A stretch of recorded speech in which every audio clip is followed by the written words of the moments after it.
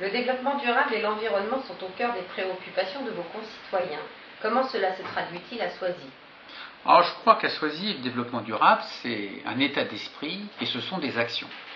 Et puis finalement, on s'est appliqué à développer le développement durable, plutôt à mettre en œuvre le développement durable, avant que ce ne soit la mode ou tendance, comme on dit aujourd'hui.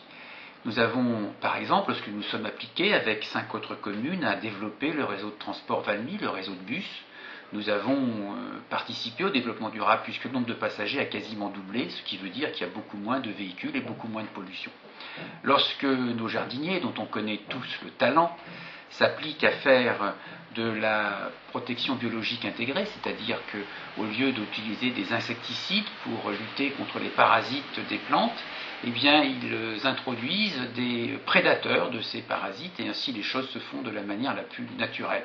Un peu cruelle peut-être, mais c'est bien dans la nature que les petites bêtes se font manger par les plus gros. Autre mise en pratique du développement durable, c'est par exemple ce que nous faisons pour l'arrosage avec la récupération des eaux de pluie. Nous allons bientôt installer une cuve de 50 000 litres près des serres municipales. Ainsi, nos suspensions seront arrosées avec de l'eau de récupération. Dans le cadre du projet de jardins familiaux, 2 tranches de 20 jardins familiaux, nous avons immédiatement prévu d'installer des abris pour les outils avec un dispositif de récupération de l'eau de pluie.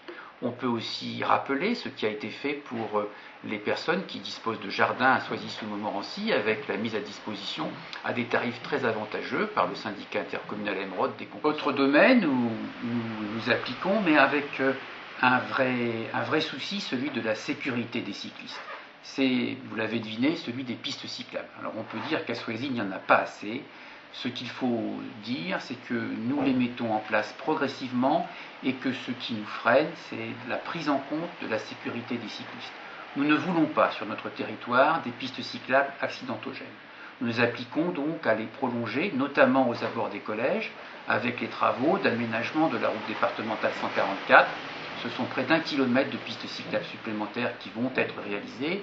De même, avec l'arrivée de l'avenue du Parisis, la desserte du collège Descartes, du groupe scolaire Descartes, sera tout à fait assurée par le prolongement de la piste cyclable. Nous aurons également une piste cyclable qui permettra, depuis le centre de Soisy, depuis l'avenue du Général de Gaulle, depuis la mairie, d'aller jusqu'à la gare du Chambrecourt. Et nous avons déjà enclenché une opération très intéressante et novatrice, c'est celle de l'abri vélo sécurisé dans l'enceinte même de l'hippodrome. Nous avons l'accord de l'hippodrome et monsieur le directeur des routes du Conseil général est venu se rendre compte et nous a maintenant assuré du financement de l'investissement, la ville de Soisy ayant toujours indiqué que s'agissant du fonctionnement de cet abri vélo qui pourrait recevoir une centaine de vélos complètement sécurisés sur un abonnement bien entendu gratuit, un abri vélo surveillé à proximité immédiate de la gare du Champ de Courses.